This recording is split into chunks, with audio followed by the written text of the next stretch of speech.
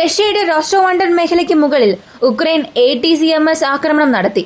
അതിനുശേഷം എത്രയും പെട്ടെന്ന് ഞങ്ങൾ പ്രതികരിക്കും, ഈയൊരു ആക്രമണത്തിന് ഉത്തരം കിട്ടാതെ പോകില്ല എന്ന് റഷ്യ ഒരു മുന്നറിയിപ്പ് നൽകിയിരുന്നു. ഇതെല്ലാം നമുക്കറിയാവുന്ന കാര്യമാണ്. ഇതിന്റെ ആദ്യഘട്ടമായി ഇന്നലെ അർദ്ധരാത്രി മുതൽ ഉക്രൈനിൽ റഷ്യ അവരുടെ മിസൈൽസ്, ഡ്രോൺസ് ഉപയോഗിച്ച് ഒരു വലിയ സ്വാം അറ്റാക്ക് തന്നെ നടത്തി. ഇത് കാരണം തലസ്ഥാനം കാർഖീവ്, കേഴ്സൺ കൂടാതെ ഉക്രൈന്റെ സൗത്ത് വെസ്റ്റേൺ പ്രദേശങ്ങളിലുള്ള എല്ലാവരെയും 20 ലക്ഷത്തോളം പേരെ അഭയകേന്ദ്രങ്ങളിലേക്ക് അയച്ചു എന്ന വാർത്ത പുറത്തുവന്നു.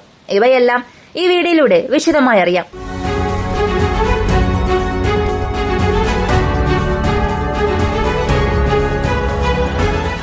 ATCMS എപ്പോഴെല്ലാമാണോ ഉക്രൈൻ റഷ്യയ്ക്ക് എതിരെ ഉപയോഗിക്കുന്നത്, അത് റഷ്യൻ പ്രദേശങ്ങളിൽ ഉപയോഗിക്കുമ്പോഴായാലും അല്ലെങ്കിൽ റഷ്യ പിടിച്ചുവച്ചിരിക്കുന്ന ഉക്രൈൻ പ്രദേശങ്ങളിലായാലും, ഇങ്ങനെ എപ്പോഴെല്ലാമാണോ പ്രയോഗിച്ചത് അടുത്ത ചില ദിവസത്തിൽ തന്നെ, കൂടിപ്പോയാൽ 5-6 ദിവസത്തിനുള്ളിൽ തന്നെ റഷ്യയുടെ ഒരു പ്രതികരണം ഉണ്ടായിരിക്കും. അങ്ങനെ നടന്ന ഒരു വലിയ ആക്രമണമായിരുന്നു ഓർസനിക് മിസൈൽ ആക്രമണം. ഇപ്പോ അമേരിക്കയുടെ ഇന്റലിജൻസ് ഇൻപുട്ടിനെ സംബന്ധിച്ച് റഷ്യ എപ്പോ വേണമെങ്കിലും വീണ്ടും ആ ഒരു മിസൈൽ വിക്ഷേപിക്കാം. അതല്ലെങ്കിൽ അതിനേക്കാൾ വിനാശകരമായ മറ്റേതെങ്കിലും മിസൈൽ ഉക്രൈനുള്ളിൽ ഉപയോഗിക്കാൻ സാധ്യതയുണ്ടെന്ന് അവരുടെ ഒരു മുന്നറിയിപ്പ് നൽകിയിരുന്നു. ഇതിന്റെ അടുത്ത ഘട്ടമായി അല്ലെങ്കിൽ അതിന്റെ തുടർച്ചയായി ബ്രസൽസിൽ സംസാരിച്ച നാറ്റോ സെക്രട്ടറി ഒരു കാര്യം പറഞ്ഞു. റഷ്യ ഉക്രൈനെ ഈ ലോകത്തിന്റെ ഭൂപടത്തിൽ നിന്നും ഇല്ലാതാക്കാൻ, തുടച്ചു നീക്കണം എന്ന തീരുമാനത്തോടു കൂടി ഇരിക്കുകയാണ്. അതുകൊണ്ടാണ് ഉക്രൈനെതിരെ പുതിയ ആയുധങ്ങൾ ഉപയോഗിച്ചുകൊണ്ടിരിക്കുന്നത്. പക്ഷേ റഷ്യയുടെ അത്തരമൊരു സ്വപ്നം അല്ലെങ്കിൽ ഉക്രൈനെ ഏത് രീതിയിൽ നശിപ്പിക്കണം എന്ന് ചിന്തിക്കുന്നുവോ, അതൊരിക്കലും സംഭവിക്കില്ല. അതൊരു പാഴ് സ്വപ്നം മാത്രമാണ്. ഞങ്ങളുടെ പിന്തുണ എപ്പോഴും ഉക്രൈൻ ഉണ്ടാകും. ഈ ശൈത്യകാലം കഴിഞ്ഞ് അടുത്ത് എന്ത് ചെയ്യണമെന്നുള്ളത് നാറ്റോ രാജ്യങ്ങൾ എല്ലാം ഒരുമിച്ചിരുന്ന് ചർച്ച ചെയ്യുകയും ഉക്രൈന്റെ സംരക്ഷണത്തിനാവശ്യമായ ആയുധങ്ങൾ നൽകുകയും ചെയ്യും.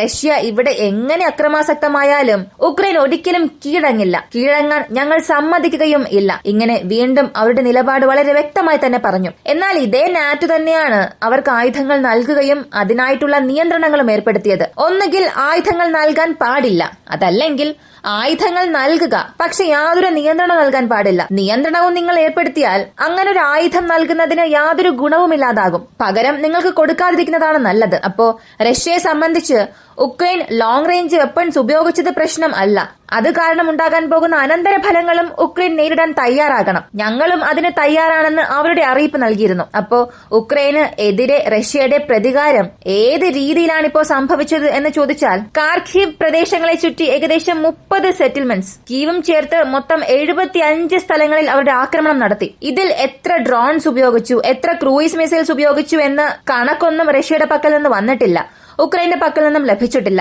സ്വാം ഡ്രോൺസും കൂടുതൽ മിസൈൽസും അകത്തേക്ക് റഷ്യ അയച്ചിട്ടുണ്ട്. 30 സ്ഥലങ്ങളിൽ ഞങ്ങൾ അതിനെ ഇന്റർസെപ്റ്റ് ചെയ്തു. എന്നാൽ വീണ്ടും കൂടുതൽ ഡ്രോൺസ് അകത്തേക്ക് വന്നുകൊണ്ടിരിക്കുന്നു എന്ന വാർത്തയാണ് ഉക്രൈനിൽ നിന്നും വന്നത്. ഇപ്പോ റഷ്യ എന്തെല്ലാം ലക്ഷ്യമിട്ട് ആക്രമിച്ചു എന്നൊരു ചോദ്യം വരുന്നുണ്ട്. സാധാരണ ശീതകാലം വന്നാൽ റഷ്യ അവരുടെ ആക്രമണം പവർ ഗ്രിഡിനെ നോക്കിയാണ് ചെയ്യാറുള്ളത്. അതുപോലെ ഇത്തവണയും എമർജൻസി ബാക്കപ്പിനായി ഉപയോഗിക്കുന്ന ഊർജ്ജ സ്രോതസ്സുകൾ എവിടെയെല്ലാമാണോ ഉള്ളത് അവിടങ്ങളിലാണ് ആക്രമിച്ചത്. ഉക്രൈന്റെ 13% പ്രദേശങ്ങളിലും ക്രിട്ടിക്കൽ ബാക്കപ്പ് സോഴ്സ് ആണ്. യാതൊരു വഴിയുമില്ല, ഇത് ഉപയോഗിച്ചേ മതിയാകൂ എന്ന രീതിയിലുള്ള ഇലക്ട്രിസിറ്റി, ഓയിൽസ് ഇതെല്ലാം ബാക്കപ്പിലുണ്ട്. ആ പ്രദേശങ്ങളെ നോക്കിയാണ് റഷ്യ വീണ്ടും ആക്രമിച്ചത്. കീവിൽ മാത്രം ഇന്നലെ ഒറ്റ രാത്രിയിൽ റഷ്യയുടെ സ്വാം മിസൈൽ അറ്റാക്ക് നടക്കാൻ തുടങ്ങിയതിനു ശേഷം 5 ലക്ഷത്തിലധികം പേരെ ഷെൽട്ടേഴ്സിനെ നോക്കി കൊണ്ടുപോയിട്ടുണ്ട്. ഇന്നലെ രാത്രി മുഴുവനും ഉക്രൈനിൽ ഒരു സംഘർഷാവസ്ഥയിലായിരുന്നു. അതുപോലെ മുഴുവൻ ഉക്രൈൻ എടുത്താൽ പോളണ്ടിനോട് ചേർന്നുള്ള അതിർത്തി പ്രദേശങ്ങൾ, മറ്റ് അതിർത്തികൾ, അവിടങ്ങളിലും റഷ്യയുടെ മിസൈൽസ് റീച്ച് ആയിട്ടുണ്ട്. മൊത്തത്തിൽ നോക്കിയാൽ 20 ലക്ഷത്തോളം പേരെ ഷെൽട്ടറിലേക്ക് മാറ്റിയിട്ടുണ്ട്. റഷ്യ ഉക്രൈൻ യുദ്ധം ആരംഭിച്ചത് മുതൽ ഇപ്പൊ 3 വർഷമായിട്ടുണ്ട്. ഈ 3 വർഷത്തിൽ ഒറ്റ രാത്രിയിൽ ഇത്രത്തോളം ആളുകളെ അഭയകേന്ദ്രങ്ങളിലേക്ക് കൊണ്ടുപോകുന്നത് ഇതാദ്യമാണ്. എപ്പോഴത്തെയും പോലെ ഇതിനുശേഷം എന്തോ ഒരു വലിയ കാര്യം സംഭവിക്കാൻ പോവുകയാണ്.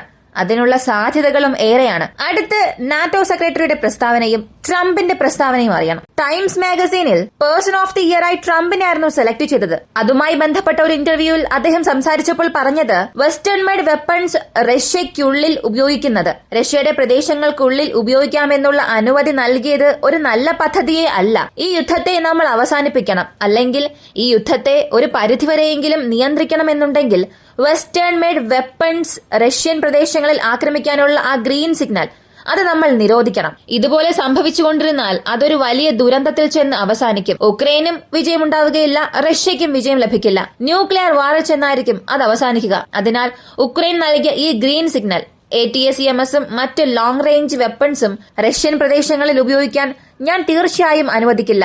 അതിനുള്ളിൽ തന്നെ ഞാൻ ഈ യുദ്ധം അവസാനിപ്പിക്കുമെന്ന് വീണ്ടും അദ്ദേഹത്തിന്റെ പ്രസ്താവന പറഞ്ഞു. അപ്പോൾ തീർച്ചയായും ട്രംപ് ഓഫീസിൽ വന്നതിന് ശേഷം ഒരു വലിയ മാറ്റം അവിടെ സംഭവിക്കും. ആ മാറ്റം യുദ്ധം അവസാനമാണെങ്കിൽ അത് സന്തോഷം തന്നെയായിരിക്കും. ഇങ്ങനെ ഈ ലോക രാഷ്ട്രീയം ഉക്രൈനെ ചുറ്റി വളഞ്ഞുകൊണ്ടിരിക്കുമ്പോൾ പോക്രോവോസിൽ ബാറ്റിൽ വളരെ തീവ്രമാകാൻ തുടങ്ങിയിട്ടുണ്ട്. ഇന്നലെ ഒരു കാര്യം പറഞ്ഞിരുന്നു, വീണ്ടും ചില കിലോമീറ്റേഴ്സ് മാത്രമേ ഈസ്റ്റേൺ ഫ്രണ്ടിൽ ബാക്കിയുള്ളൂ.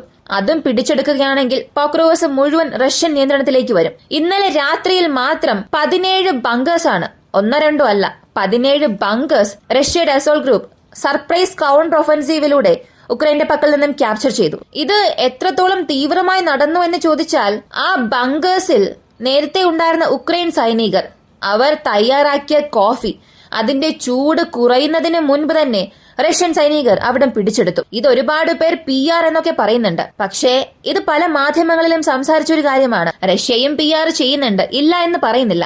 എന്നാൽ ഈ ബങ്കേഴ്സിനെ പിടിച്ചെടുക്കുകയും അതിനായി ഇങ്ങനൊരു തെളിവ് കാണിച്ചതും അത് സത്യമായ കാര്യമാണ്. ഇപ്പോ അടുത്തതായി ഒരു വലിയ ടോപ്പിക്കായി മാറാൻ തുടങ്ങിയതും ഇത് തന്നെയാണ്. അപ്പോ ഉക്രൈൻ അവരുടെ ബങ്കേഴ്സ് പതിയെ പതിയെ നഷ്ടപ്പെടുത്തുന്നതും റഷ്യയുടെ സർപ്രൈസ് ആക്രമണം വർദ്ധിക്കുന്നതും ഉക്രൈൻ നല്ല കാര്യമേ അല്ല. ഇതേ വേഗതയിൽ പോവുകയാണെങ്കിൽ പോക്രോവോസ് എത്രയും പെട്ടെന്ന് റഷ്യൻ നിയന്ത്രണത്തിലേക്ക് പോകും. ഇതിനെ പ്രതിരോധിക്കാൻ ഉക്രൈൻ എന്ത് ചെയ്യാൻ പോകുന്നു എന്നുള്ളത് ഒരു വലിയ ചോദ്യമാണ്. കൂടാതെ മറ്റൊരു പ്രധാനപ്പെട്ട അപ്ഡേറ്റ്, റഷ്യയുടെ പക്കൽ, ചൈനയുടെ പക്കൽ ഹൈപ്പർസോണിക് സാങ്കേതികവിദ്യയുണ്ട്.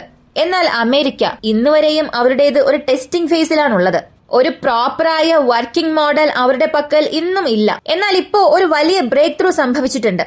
ഈ ഹൈപ്പർസോണിക് ടെക്നോളജിയിൽ ഞങ്ങൾ ഇല്ലാതെ എങ്ങനെയാണ് ഒരു അതിനവീന ആയുധം ഈ ലോകത്തിൽ ഉണ്ടാവുക എന്ന് കാണിക്കാൻ അമേരിക്ക ഔദ്യോഗികമായി കളത്തിലേക്ക് ഇറങ്ങിയിട്ടുണ്ട്. ഡാർക്ക് ഈഗിൾ, ഈ ഒരു പേര് ഒരുപാട് പേർ കേട്ടിട്ടുണ്ടാകില്ല. ആ ഒരു മിസൈലിന്റെ പരീക്ഷണം അടുത്തിടെ ഫ്ലോറിഡയിൽ വെച്ച് നടത്തിയതായി ചില വാർത്തകൾ പുറത്തു വന്നിരുന്നു. എന്നാൽ ഔദ്യോഗികമായി ഇതാരും കൺഫേം ചെയ്തില്ല. അപ്പോ ഈ ഒരു വെപ്പൺ സിസ്റ്റം അകത്തേക്ക് വന്നാൽ കിൻസാർ, സിർക്കോൺ പോലുള്ള ലോകത്തിലെ അതിനവീന ഹൈപ്പർസോണിക് മിസൈൽസിന് ഒരു വലിയ വെല്ലുവിളിയായി മാറും. ഹൈപ്പർസോണിക് റേസിനായിട്ടുള്ള ഒരു മത്സരവും ചൂട് പിടിക്കാൻ തുടങ്ങും. ഇതിനെക്കുറിച്ചുള്ള വീഡിയോ നമ്മുടെ ചാനലിൽ വളരെ പെട്ടെന്ന് തന്നെ വരുന്നതായിരിക്കും. ഡാർക്ക് ഈഗിൾ എന്ന പേരിൽ അമേരിക്കയുടെ ഹൈപ്പർസോണിക് ടെക്നോളജിയെ കുറിച്ചുള്ള വ്യക്തമായ വിശദീകരണം നമുക്കൊരു വീഡിയോയിലൂടെ തന്നെ അറിയാം. ഈ ഒരു വീഡിയോ കുറിച്ചുള്ള നിങ്ങളുടെ അഭിപ്രായം കമന്റിൽ പറയുക. വീഡിയോ ഇഷ്ടമായാൽ ലൈക്ക് ചെയ്യുക, ഷെയർ ചെയ്യുക. നമ്മുടെ ചാനൽ ആദ്യമായി കാണുന്നവരാണെങ്കിൽ മറക്കാതെ സബ്സ്ക്രൈബ് ചെയ്ത് സപ്പോർട്ട് ചെയ്യുക. മറ്റൊരു വീഡിയോയുമായി വീണ്ടും കാണാം.